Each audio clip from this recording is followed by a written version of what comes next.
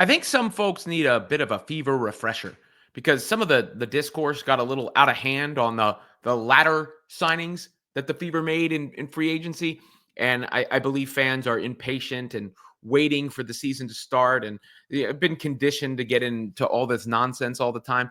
But you have to remember the moves that this Fever team made in the offseason. And one reminder of that would be Caitlin Clark opening some cards, right? I don't know. This was with Panini here, obviously, something to do with that. And she got a Dewana Bonner card. And remember, the Fever signed Dewana Bonner. All right, you got Dewana Bonner. I got Kyle Larson. Kyle Larson. That's a good pick, too. That is, too. Not my teammate, so I like that. Is everyone your teammate? I feel like as we've gone through this, everyone's been your teammate at one point. No. So she's got a lot of new teammates, right? And one of them is Dewana Bonner, who is a veteran, who has done it all in the league and who chose to go to the Indiana Fever. And we know Dewana Bonner's partner had some words about the Fever fan base, but Bonner has said quite the opposite. I'm just happy that I can still be a part of it. And I'm happy that I'm still wanted, in different organizations and have the free agency that I had. And I'm coming to probably one of the best fan bases in the world right now. So I'm pretty honored to do that. So you hear that from Bonner, right? And she was welcomed with open arms. But those were that was one of the big moves that the Fever made. They made the moves later in Sydney Colson coming over sort of to replace Erica Wheeler and upgrade there. And I had somebody hit me up on Instagram the other day asking what happened to Erica Wheeler. And I forget a lot of people are kind of new to the free agency experience and everything that goes along with that. Wheeler was a free agent. She was paid a lot of money before her contract ran out. And the Fever just decided, the way I see it, that they weren't going to bring her back. And they thought they could do better at that position. That's why Wheeler wound up going to the Seattle Storm. Also why Katie Lou Samuelson went to the Storm, because the Fever and Samuelson worked on an agreement to get out of her deal. So that was basically all there was to that. But it wasn't just, of course, Dewana Bonner. It's Natasha Howard, who I think is still playing overseas. And you could see, I saw these highlights come up, and I think Natasha Howard is going to be just such a tremendous addition to the team. And you look at some of what was shared here. There she is on D. Gets a hand in, pokes it away. Runs the floor at great size, right? Gets the position. Gets blocked, but goes back up with it. There you go. Finish. Getting back on D. Again, out in transition. Does it herself there. And relentless with the basketball pursuit. But imagine, her in the open floor like that and getting the passes from Caitlin Clark. Rebound. Back up. Something the Fever missed last year. Rebounding and toughness on the boards.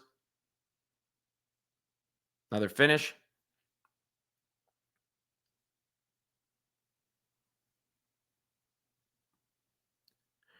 The ball fake goes up strong. That person had no chance. Ball fake again. Quick move. Nice little floater. So she has a variety of ways she could score. She's not one-dimensional. I want to see her shoot the ball a little bit better this year, playing off of Clark and Boston and Mitchell. But from the outside, that is. But she is going to bring so many different dimensions to the Fever. You see the block there, and then, she was already getting down the floor. But regardless, Natasha Howard is such a big pickup for the Fever. And the two big moves were Bonner and Howard. Then the ancillary moves, I think Cunningham is a nice addition to the team. But, that's another move. And then Colson. And then, of course, Bree Turner, who people are upset about some tweets, but they needed a backup to Aaliyah Boston. They needed defense around the rim. Turner can run the floor, catch and finish, and is a role player at the end of the bench on a non-guaranteed deal. And then I said this in the initial reaction videos to the Fever free agency, but the Fever posted this stat. 5 Fever players in the top 30 for scoring 2024 WNBA season. Look at that. That's going to be their starting 5. 5 players all in the top 30 in scoring. So anybody who has anything negative to say about the Fever's offseason is quite frankly out of their mind. I mean, that's just the simple truth of it.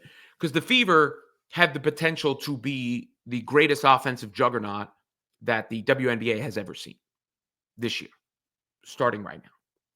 And on top of that, they were already a good offensive team last year, right? Like they were already good.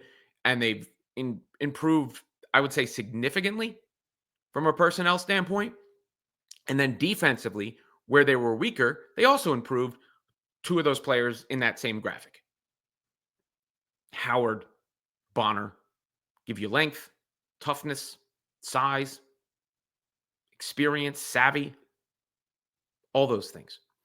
And on top of that, Cunningham is a player who can guard on the perimeter, a player who can shoot the ball. Colson is a player who can really guard outside, get up in guards' faces, pick up that kind of on-ball energy.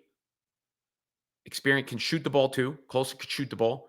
Another shooter. So Colson can shoot. Cunningham could shoot. You're adding two shooters. The versatility of Howard and Bonner. And another defender in Turner in the perimeter. Because this was a team that didn't have a bunch of size last year and certainly got bullied around inside. But the Fever are not going to get bullied this season. That's clear with these moves. And there's just no way to look at it and say they haven't improved. Would you rather have Katie Lou Samuelson, Erica Wheeler, and who else was out the door? I forget almost at this point.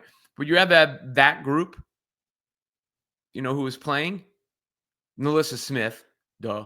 Or DeWanna Bonner, Natasha Howard, Sophie Cunningham, Bree Turner, and Sydney Colson. Come on. It's easy. Not a difficult choice. Not something that needs to be pondered or pontificated about.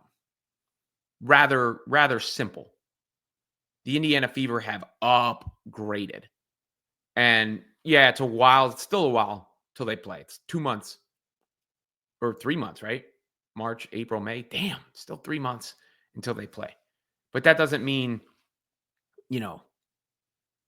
everything has to become some ordeal in the meantime to satiate the boredom or to stoke the flames from last season, because this team's going to be scorching hot. No, nobody's going to be able to stop them. Come on. Yeah, we have to see how it looks, and you could say it's on paper, but I am fairly confident that the Indiana Fever are going to be